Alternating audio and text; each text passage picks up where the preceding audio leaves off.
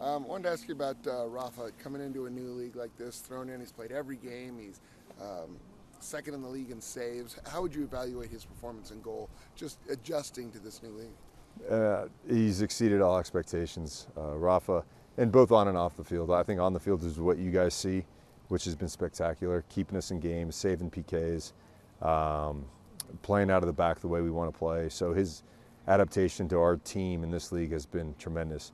I would say what he really brings to the team is leadership. And, I think for a young team, having a guy that's won a trophy in Italy, won a trophy in Brazil, has experience, I think that's worth its weight in gold. And so a lot of the stuff that he brings to the team, a lot of people don't see, but it's been really, really impactful. It's early in the season. You haven't had a lot of, or any, 2 games in a week stretch. Is he a guy, though, that can be in the net every game? That's a question I've yet to broach. I'm scared to bring it up because he's, typically on game day +1, +2, your goalkeepers don't do a lot of diving around to save their body. But at his age, he wants to be flying on Tuesday across the goal and making saves. And so there's no doubt from a physical perspective, a willingness perspective, that he's capable of doing that. And there's nothing that I've seen that leads me to believe otherwise.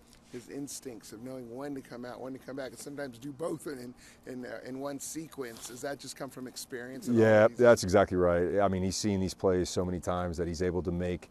It's on autopilot. He's not being deliberate in thinking about what to do. It's just he flows with the ball, the space that's available, and his back line, and he just does a great job of reading it. And I think it's really helped the back line quite a bit, and his communication is really good as well. How do you guys generate more scoring other than Diego Luna? Nobody else has more than one goal this year. Yeah, that's the question that we're trying to we're trying to answer. I think Diogo has had some really good moments, but we got to get him inside the box. We got to get him shooting more. He's got to take more risk in that part of the field. And then again with Ari, he's still learning about when to make the run, how to separate from the defenders. So there's a big learning curve there. And then obviously trying to integrate Willie into the group as soon as possible, and as far as starting the game and playing more than 45 minutes. So hopefully this week we can do that. And I think if we adjust those couple things, I think Luna's been carrying the load, and not only offensively, defensively, he's been our best defender from the front, and I think that's why he is where he is in his career path.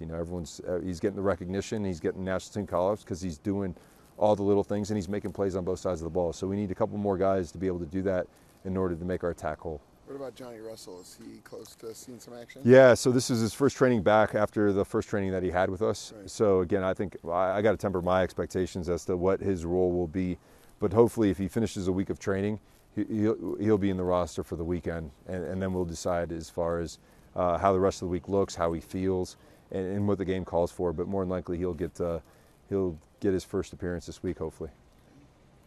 Pablo, there have been some multi-goal games here you've given up, and that's certainly not what you want. So when you try to look big picture, are these goals happening because of a series of one-off mistakes? Is there some common thread that runs through them? What do you think? Well, again, I showed the goals this morning, and like for the first goal, I would say there's 3 different instances that caused the goal, and it's so easy when you have video. But we have clean possession at midfield, no pressure on us, and we jam a ball down the middle. The moment didn't ask for that. There was no one available. We just felt like jamming it. So then the ball gets clipped up in the air. Philip, again, and this is what I encourage the back line. Anytime that you feel like you're uncomfortable in this moment because the ball's bouncing or is put your foot through it, turn them, and we'll press. He decides to run out and chase it, bounces around the turf, and then our recovery positions, our pivot recovery was to the ball instead of to the goal, right, to cut off the angle of Nelson being able to come inside. So Jay did a good job. So every goal has 3 or 4 different plays and actions that could have alleviated it, and it usually starts with the ball. It doesn't usually start with our opponents having the ball. Same thing on a corner kick. We clear the ball. Diogo comes to the ball instead of dealing with the guy on the wide area. Then it goes past us, and now we're in damage control mode from a situation that could be easily controlled. So they're all different. They all involve different guys. I think against a team like Vancouver, you're going to concede chances. They're a fantastic team. But I think the goals that we conceded were completely controllable versus some other chances that they did a really good job of breaking our lines. MLS is such an interesting league. You know, celebrity and star power matters in a lot of leagues, and certainly some teams in MLS have it. But Vancouver's doing what they're doing. Is that a lesson to everybody else? Playing in Canada doesn't seem like an advantage. Playing on turf doesn't seem like an advantage. They're not in a big glamour market. Doesn't seem like an advantage, yet they're in first place in the Champions Cup final. Yeah, I mean it is. There's a million ways to win in this league. Really, there's not one size fits all type. But what they've done a really good job of, I think what separates their attack than from most attacks is I think every player in those attacking positions has the ability to create a goal scoring opportunity for themselves. So one, that usually attracts another defender. Two, the quickness and their speed of play in that final third is dynamic. And the third is they're always testing the back line with runs. So at some point, when you have those three things, something's going to give. You can't do it all. And so, like, for example, like when I keep talking our 10s getting into the box, it's our 10s actually running behind the back line so our pivots can move forward, so we can have more numbers in the box. And like they did on the second goal, they get numbers in good areas, cross it. They do a really good job of separating from their opponents, and this is something that they've done all year. So they've just taken the players that they've had who've had those tendencies and just refined it. And I think the other part too, DJ, is really important, is when you win, things just come a lot easier. The bounces come easier, the goals come easier, the defending comes easier. And when you're not, you just have to work twice as hard to get those opportunities. About Rafa now in the back line, I'm curious because obviously he's Brazilian, so I'm assuming Portuguese. Vera's hurt, but he's speaking Spanish. Glad speaking English. You got a Greek guy whose English is pretty good.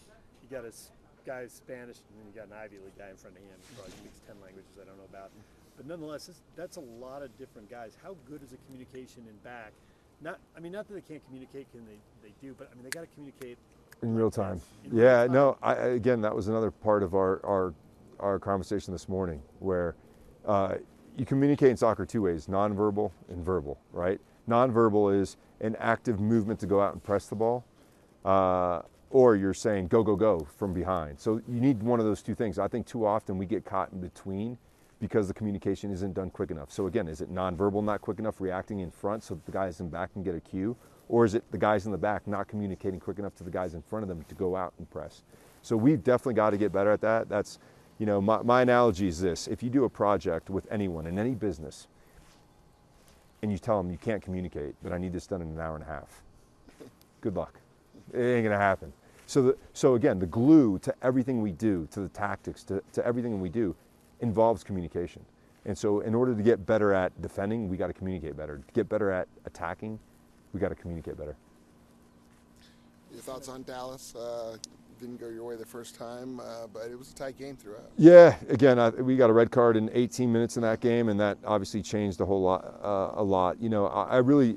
I am really proud of the way we've been playing, and I think the San Diego game was a good reflection of that. Although we played well against Toronto, man down, we played well against Nashville and got hard done. And again, going to Vancouver, what excites me is the guys are extremely disappointed that we didn't come away with a minimum of a point.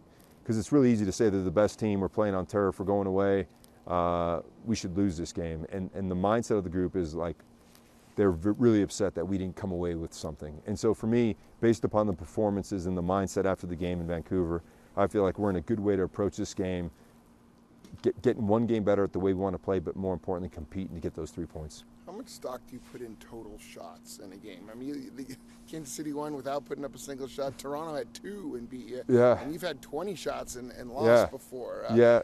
How key a stat is that? I guess what that says is that you've won the territory battle. Not so much you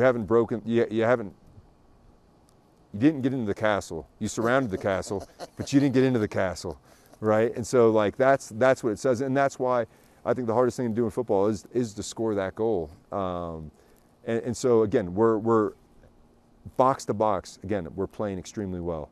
It's that final third that is making it difficult for the other box as well. Because when you're creating opportunities and you don't finish, all of a sudden it could be one mistake and now you're behind the score line.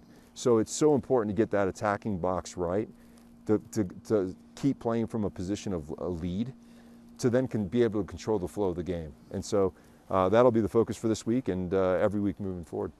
When you look at those stats, do you have to immediately sort the games that are tied for a long time, they're level, versus games where one team gets an early goal or two? Because at that point they might sit back, absorb the pressure. Yep. They don't have possession, they give up shots, but they give up low percentage shots. Yep, you're exactly right. So we call that game state, and stats are only relevant in game states. So you can compare different game states. So you were up a goal in this game and up a goal in this game, but then you ceded a lot of possession. So then we're thinking about how do we manage a lead better, right? And I think when you're down a goal, you're throwing caution to the wind. Teams are going, we want to preserve our goal. So game state definitely matters, and it'd be silly to just look at the stats without breaking them down